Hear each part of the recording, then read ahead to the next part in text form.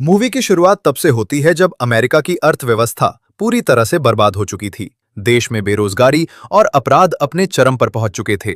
यहां तक कि हालात इतने खराब हो गए थे कि अमेरिकी सरकार के लिए जेलों में बढ़ते कैदियों का खर्च उठाना मुश्किल हो रहा था। इसी वजह से सरकार ने प्राइवेट जेलों की मदद लेना शुरू किया और हजारों कैदियों को इन जेलों में शिफ्ट करना शुरू कर दिया था। अब इन्हीं प्राइवेट जेलों में से एक जेल थी टर्मिनल आइलैंड जेल। ये जेल कोई साधारण जेल नहीं थी, क्योंकि जहां बाकी कैदियों को उनके गुनाहों के लिए सख्त से सख्त सजा दी जाती है, वहीं इस जेल में कैदियों के बीच बहुत ही खतरनाक रेस करवाई जाती है, जिसे डेथ रेस कहा जाता है। इस डेथ रेस में मॉडिफाइड कारों का इस्तेमाल किया जाता है जो घातक हथियारों से लैस होती है। साथ ही इस मौत के खेल को पूरी दुनिया में लाइव दिखाया जाता है और लोग इसे बहुत पसंद करते हैं। इसी वजह से जेल के मालिक इन रेसों के जरिए करोड़ों रुपए कमाते हैं। अब इस जेल की एक खास बात यह भी है कि इन कारों को जेल के जो कैदी चलाते हैं, उन्हें जेल से बाहर जाने का मौका दिया जाता है। अगर वो 3 रेस जीत जाते हैं तो उसकी सजा चाहे कितनी भी बड़ी क्यों ना हो, उसे जेल से रिहा कर दिया जाता है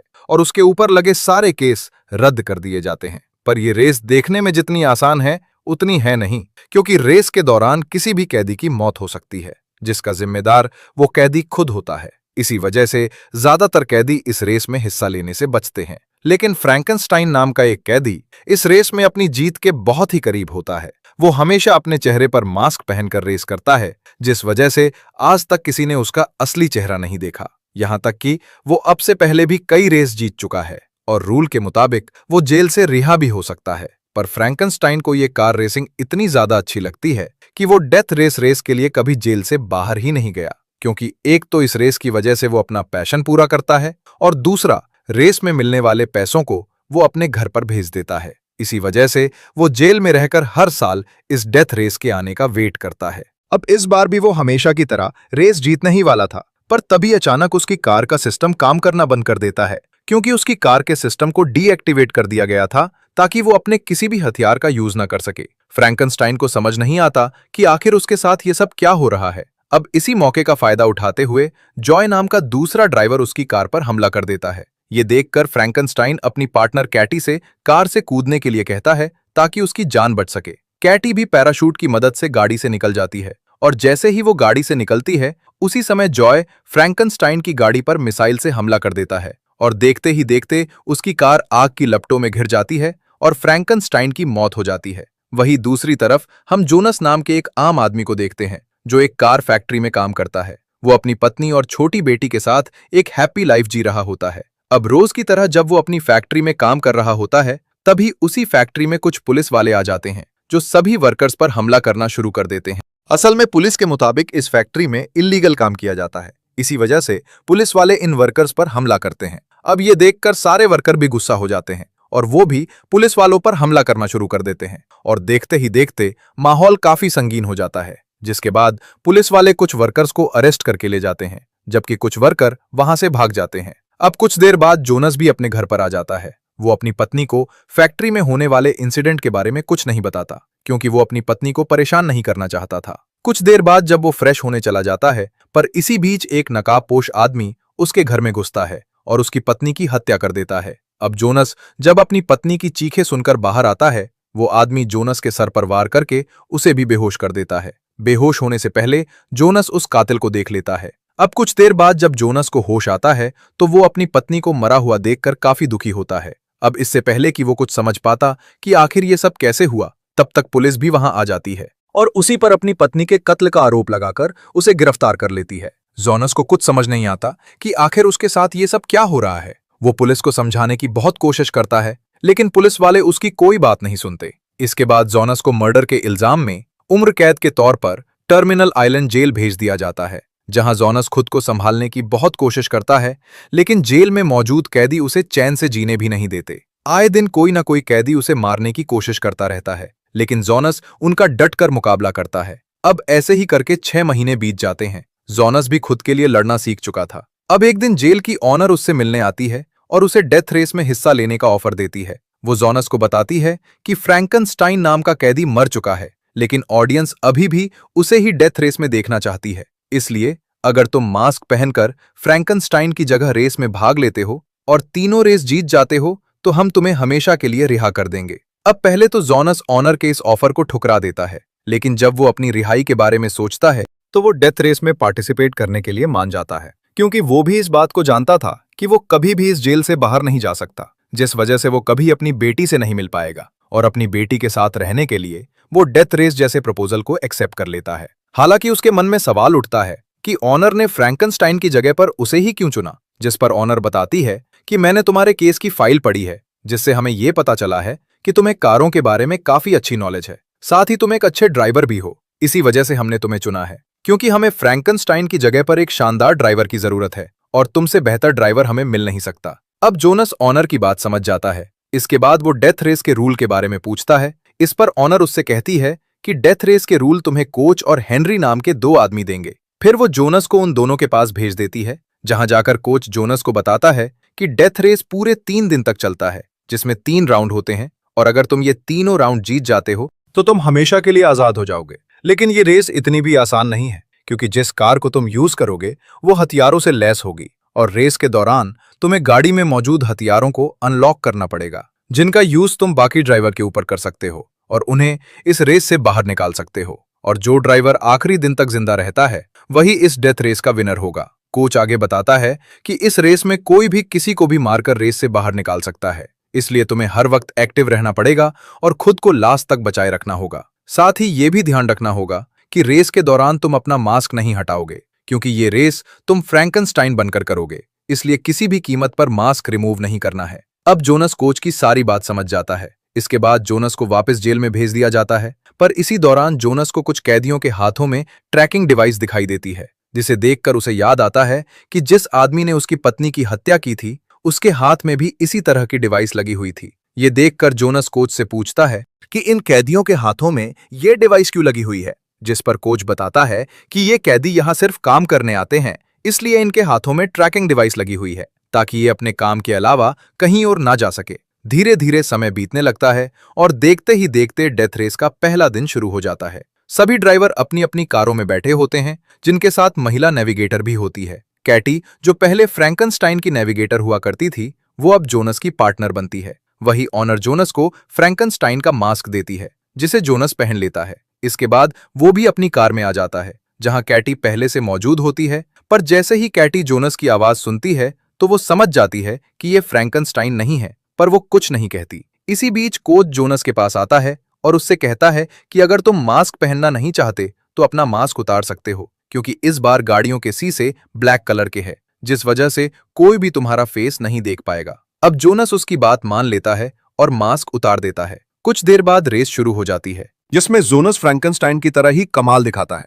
पूरी दुनिया इस मौत के खेल को देखने लगती है। जोनस अपनी बेहतरीन ड्राइविंग स्किल से सबको हैरान कर देता है, जिस वजह से लोगों को लगने लगता है कि फ्रैंकनस्टाइन सच में वापस आ गया है। लेकिन जॉय लगातार जोनस पर हमला करता रहता है, क्योंकि वो पिछली बार की तरह इस बार भी इस रेस को जीतकर अपना दबदबा कायम रखना चाहता था। पर क्योंकि वो तीनों रेस एक साथ नहीं जीता था, इसलिए वो जेल से रिहा नहीं हो पाया। अब जोनस खुद को बचाते हुए सबसे आगे निकल जाता है। रेस के दौरान कई सारे कैदियों की गाड़ी डैमेज हो जाती है, जिसमें कुछ की जान चली जाती है। वही जॉय जोनस को आगे जाता हुआ देख काफी ज्यादा किलस जाता है, इसलिए वो जोनस की गाड़ी पर मशीन गन से हमला कर देता है। जोनस भी उसके ऊपर हमला करने के लिए अपने सिस्टम को एक्टिवेट करता है, लेकिन उसका कोई भी बटन काम नहीं करता। उसे समझ नहीं आता कि उसका सिस्टम काम क्यों नहीं कर रहा। पर इसी बीच पीटर नाम का कैदी जॉय की गाड़ी पर हमला कर देता है, जिस वजह से जॉय का ध्यान भटक जाता है और इसी मौके का फायदा उठाकर जोनस आगे निकल जाता है। कुछ देर बाद पीटर भी जोनस की कार के करीब आ जाता है और वो जोनस की तरफ इशारा करता है, जिसे देखकर जोनस को याद आता है कि जब उस आमदी ने उसकी पत्नी की जान ली थी, तब उस कातिल ने भी इसी तरह का इशारा किया था। और कुछ समय पहले उसने पीटर के हाथ में वो ट्रैकिंग डिवाइस भी देखा था, जो उस कातिल ने भी पहना हुआ था। और इन सारी चीजों को देखते हुए जोनस को यकीन हो जाता है कि पीटर ने ही उसकी पत्नी की जान ली है, इसलिए वो इस रेस के दौरान ही पीटर को खत्म करने का फैसला करता है। पर इससे पहले कि वो पीटर पर हमला कर पाता, उससे पहले ही आखिरी पड़ाव आ जाता है और जोनस इस राउंड को जीतकर आज की रेस खत्म करता है। इसके बाद सारी गाड़ियों को गराज में लाया जाता है ताकि उन्हें ठीक किया जा सके। अब जोनस भी अपनी गाड़ी ले आता है। इसी बीच पीटर भी अपनी गाड़ी लेकर वहां आ जाता है और जैसे ही जोनस पीटर को देखता है तो वो अपनी पत्नी की मौत का बदला लेते हुए उस पर हमला कर देता है, जिसके बाद दोनों के बीच जबरदस्त फाइट शुरू हो जाती है, जिसमें जोनस पीटर की बैंड बजा देता है और जैसे ही वो पीटर को जान से मारने वाला होता है, तभी यूरिक नाम का ऑफिसर वहां आता है और वो जोनस पर हमला करके उसे बेहोश कर देता है। जोनस बेहोश होने से पहले यूरिक को देख लेता है। अब यहाँ एक बहुत बड़ा खुलासा होता है, जिसमें हमें पता चलता है कि यूरिक ने ही पीटर को ऑर्डर दिया था कि वो जोनस की पत्नी का खून कर दे, ताकि जोनस को खून के इल्जाम में फंसाकर इस जेल में लाया जा सके। और जब जोनस जेल में आ जाएगा तो उसे फ्रैंकनस्टाइन की जगह पर रख लिया जाए। और होता भी ऐसा ही है। वही जोनस को इस बात का अंदाजा भी नहीं था कि उसे जानबूझकर फंसाया गया है, लेकिन पीटर को देखने के बाद उसे शक होने लगता है और यूरिक को देखने के बाद उसे यकीन हो जाता है कि उसे जानबूझकर इस जेल में लाया गया था। पर उसे क्यों फंसाया गया और उसे इस जेल में लाने का क्या मकसद है, इन सवालों के जवाब उसे अभी भी नहीं मिले थे। अब अगले दिन जब रेस का अगला राउंड शुरू होता है तो इस बार भी पीटर जोनस की तरफ वैसा ही इशारा करता है, जिसे देखकर जोनस का कान खोल जाता है। इसलिए रेस शुरू होने के बाद वो अपनी गाड़ी को सबसे पीछे रखता है। इसके बाद वो कैटी से सवाल करता है कि इस जेल की ऑनर किस तरह की इंसान है, क्या वो सच में कैदियों को रेस जीतने के बाद उन्हें रिहा कर देती है। इस पर कैटी उसे बताती है कि ऑनर बहुत ही मतलबी औरत है, वो कैदियों का इस्तेमाल सिर्फ अपने मतलब के लिए करती है। फ्रैंकनस्टाइन कई बार रेस जीत चुका है, जिसके मुताबिक वो जेल से कभी भी रिहा हो सकता था, लेकिन ऑनर उसे पैसों का लालच देकर कभी जेल से बाहर जाने ही नहीं देती थी, क्योंकि अगर फ्रैंकनस्टाइन जेल से रिहा हो गया तो ऑनर की कमाई बंद हो जाती। पर इस बार फ्रैंकनस्टाइन रेस जीतने के बाद जेल से रिहा होना चाहता था, ताकि वो अपनी बाकी की लाइफ अपनी फैमिली के साथ बिता सके। और जब ये बात ऑनर को पता चली तो उसने जानबूझकर फ्रैंकनस्टाइन की कार का सिस्टम डीएक्टिवेट करवा दिया, जिस वजह से उसकी मौत हो गई। लेकिन फ्रैंकनस्टाइन की वजह से मेरी जान बच गई थी। अब सारी बात सुनने के बाद जोनस को सारा खेल समझ आ जाता है, इसलिए वो गुस्से में अपनी गाड़ी को फुल स्पीड में दौड़ाना शुरू कर देता है, जिसके बाद वो रास्ते में आने वाली सभी गाड़ियों पर हमला करके उन्हें पीछे कर देता है। जल्द ही वो पीटर की गाड़ी के करीब आ जाता है, जिसके बाद वो मशीन गन से उसकी गाड़ी पर भी हमला कर देता है। लेकिन पीटर की गाड़ी बुलेट प्रूफ थी, इसलिए उसे कुछ नहीं होता। लेकिन जोनस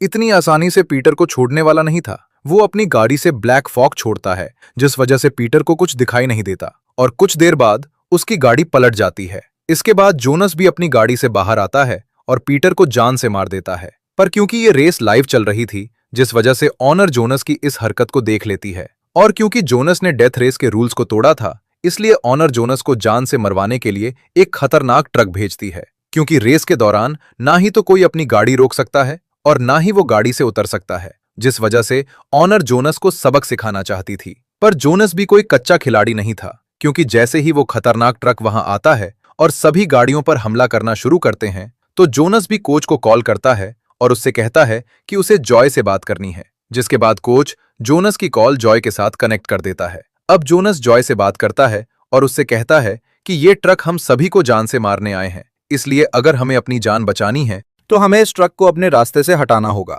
ये सुनकर जॉय उसकी बात से सहमत हो जाता है, जिसके बाद वो दोनों हाथ मिला लेते हैं और उस ट्रक को घेर लेते हैं और कुछ देर बाद वो दोनों अपनी सूझबूझ से उस ट्रक का खेल खत्म कर देते हैं। ये देखकर सब लोग काफी खुश होते हैं। ऑडियंस जॉय और फ्रैंकनस्टाइन की जमकर तारीफ करती है और इस तरह रेस का दूसरा राउंड भी खत्म हो जाता है। राउंड खत्म होने के बाद जोनस अपनी गाड़ी को ठीक करने के लिए गराज में लाता है, जहां जॉय भी उससे मिलने आता है। अब क्योंकि जॉय नहीं जानता था कि जिसे वो फ्रैंकनस्टाइन समझ रहा है, असल में वो जोनस है जो फ्रैंकनस्टाइन की जगह पर आया है। अब जॉय जब जोनस के बात करने के तरीके को नोटिस करता है तो वो समझ जाता है कि ये फ्रैंकनस्टाइन नहीं है। वहीं दूसरी तरफ हम ऑनर को देखते हैं, जो काफी गुस्से में होती है क्योंकि आज जोनस की वजह से उसे बहुत बड़ा नुकसान हो गया था। असल में जिस ट्रक को जोनस और जॉय ने खत्म किया था, ऑनर उस ट्रक पर काफी समय से काम कर रही थी, लेकिन उनकी वजह से उसका वो ट्रक तबाह हो गया।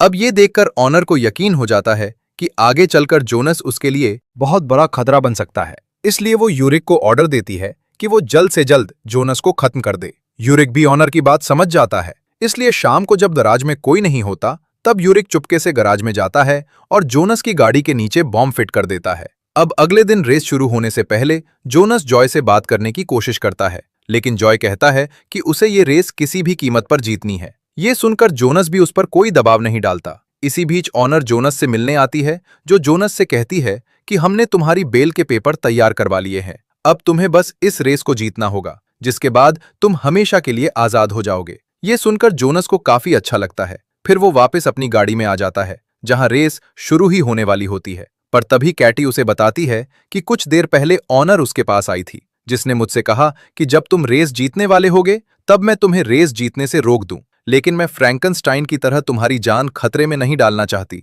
और तुम्हें धोखा नहीं देना चाहती, इसलिए तुम जो भी करो सोच समझ कर करना। अब कैटी की बात सुनकर जोनस समझ जाता है कि ऑनर किसी भी कीमत पर उसे ये रेस जीतने नहीं देगी और अभी अभी उसने जो पेपर तैयार होने की बात कही थी वो सब भी एक झूठ था, पर वो किसी भी कीमत पर इस रेस को जीतना चाहता है। अब जल्द ही रेस शुरू हो जाती है, जिसके बाद जोनस अपनी गाड़ी को फुल स्पीड में चलाकर सबसे आगे ले जाता है। सब ड्राइवर जोनस की गाड़ी पर हमला करते हैं, लेकिन जोनस अपने बचाव में उनके ऊपर हमला नहीं कर पाता क्योंकि उसके सिस्टम को भी फ्रैंकनस्टाइन की तरह ब्लॉक कर दिया गया था। इस मौके का फायदा उठाकर जॉय और बाकी ड्राइवर जोनस की गाड़ी पर हमला कर देते हैं। जोनस खुद को बचाने की काफी कोशिश करता है, पर फिर भी उसकी गाड़ी काफी हद तक डैमेज हो जाती है। कुछ देर बाद वहां जोरदार ब्लास्ट होता है, जिसे देखकर ऑनर को लगता है कि जोनस की गाड़ी ब्लास्ट हो चुकी है। पर कुछ देर बाद जब आग थोड़ी कम होती है तो ऑनर कैमरे में देखती है कि दो गाड़ियां जेल से बाहर भागने की कोशिश कर रही है और ये दोनों गाड़ी जॉय और जोनस की होती है। ये देखकर ऑनर काफी ज्यादा परेशान हो जाती है और जल्दी से ब्रॉडकास्ट बंद करने का ऑर्डर देती है। साथ ही वो इन दोनों गाड़ियों को भी रोकने का ऑर्डर देती है, पर तब तक काफी देर हो चुकी थी क्योंकि वो दोनों काफी दूर आ चुके थे। असल में इन दोनों को पहले ही ऑनर की सच्चाई पता चल गई थी और वो ये भी जान गए थे कि चाहे वो रेस जीत भी जाए तब भी ऑनर उन्हें जेल से बाहर नहीं जाने देगी। इसी वजह से इन दोनों ने पहले ही जेल से भागने का प्लान बना लिया था। अब वो दोनों फुल स्पीड में वहां से भागते रहते हैं। पुलिस वाले भी लगातार उनके ऊपर हमला करते हैं, लेकिन जॉय अपने हथियारों का यूज करके रास्ते में आने वाली सब चीजों पर अटैक करता रहता है। ये देखकर ऑनर का गुस्सा सातवें आसमान पर पहुंच जाता है। तभी उसे याद आता है कि कल रात उसने जोनस की गाड़ी में बॉम्ब सेट करवाया था, इसलिए वो उस बॉम्ब को एक्टिवेट कर देती है। लेकिन बॉम्ब ब्लास्ट नहीं होता क्योंकि वो बॉम्ब तो कोच के पास होता है। कोच ने पहले ही उस बॉम्ब को डीएक्टिवेट कर दिया था। वहीं दूसरी तरफ जॉय और जोनस जेल से भागने में कामयाब हो जाते हैं, लेकिन तभी ऑनर उनके पीछे हेलीकॉप्टर भेज देती है जो लगातार उनके ऊपर हमला करते रहते हैं। ये देखकर वो दोनों अलग अलग रास्ते पर जाने का फैसला करते हैं, पर हेलीकॉप्टर तब भी उनका पीछा करते रहते हैं। ये देखकर जोनस समझ जाता है कि ये इतनी आसानी से उसका पीछा नहीं छोड़ेंगे। अब कैटी जोनस को गाड़ी से कूदने के लिए कहती है ताकि वो यहां से निकलने के बाद ऑनर का खेल खत्म कर सके। अब जोनस उसकी बात मान लेता है और मौका मिलते ही गाड़ी से कूद जाता है। कुछ दूर जाने पर कैटी भी अपनी गाड़ी को रोक देती है और फ्रैंकनस्टाइन का मास्क पहनकर पुलिस के सामने आ जाती है ताकि सबको लगे कि वही फ्रैंकनस्टाइन है। वही ऑनर जब ये सब देखती है तो काफी खुश हो जाती है क्योंकि उसे भी यही लग रहा था कि उसने जोनस को पकड़ लिया है, पर उसे अंदाजा भी नहीं था कि आज उसका खेल खत्म होने वाला है क्योंकि जो बॉम्ब उसने जोनस की गाड़ी में फिट करवाया था वही बॉम्ब उसकी टेबल पर रखा होता है